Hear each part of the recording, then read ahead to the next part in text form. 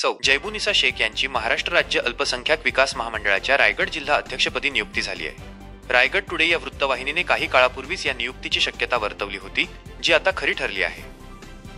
जैबुनिसा शेख यांची ओळख, त्यांना एक फायर ब्रँड आणि गेम चेंजर नेत्या म्हणून ओळखले जाते।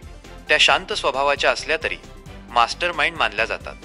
त्यांचा राजकीय प्रवास महिला बचत गटाच्या अध्यक्षपदापासून सुरू झाला आणि त्यांनी मागे वळून पाहिले नाही। 3. राजकीय कारकीर्द आणि पदे। जैबुनिसा शेख यांनी अनेक संघटनांमध्ये आणि राजकीय पक्षांमध्ये विविध पदांवर काम केले आहे।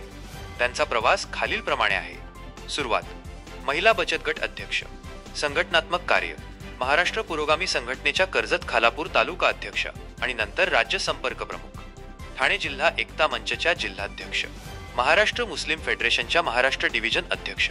राजकीय प्रवास 1. शिवसेना प्रारंभ, पती हमीद शेख 1985 पासूनचे शाखा प्रमुख, यांचा वारसा पुढे नेत त्यांनी शिवसेनेत अल्पसंख्याक सेलच्या कर्जत खालापूर विधानसभा अध्यक्ष म्हणून कामाला सुरुवात केली। 2. शिवसेना, उद्धव बाळासाहेब ठाकरे गट, शिवसेनेत फूट पडल्यानंतर त्या उद्धव गटाच्या जिल्हाध्यक्ष झाल्या। 3.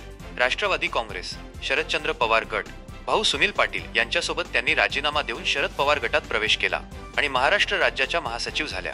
4.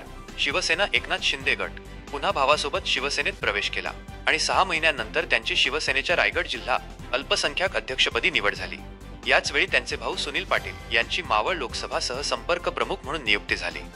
4.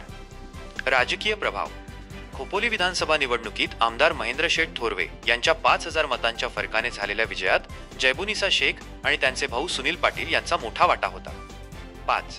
सध्या भूषवत असलेली प्रमुख पदे, नवनियुक्त अध्यक्ष महाराष्ट्र अल्पसंख्याक विकास महामंडळ रायगड जिल्हा, जिल्हाध्यक्ष शिवसेना अल्पसंख्याक सेल रायगड जिल्हा, जिल्हाध्यक्ष ठाणे जिल्हा एकता मंच, महाराष्ट्र डिव्हिजन अध्यक्ष मुस्लिम फ्रंट। जैबुनिसा शेख या रायगड आणि ठाणे जिल्ह्यातील एक अत्यंत प्रभावशाली आणि यशस्वी मुस्लिम महिला नेत्या आहेत। एकाच वेळी अनेक महत्त्वपूर्ण पदे सांभाळण्याची त्यांची क्षमता आणि त्यांचा धडाकेबाज राजकीय प्रवास यामुळे त्यांना फायर ब्रँड आणि गेम चेंजर म्हणून गौरवण्यात येत आहे।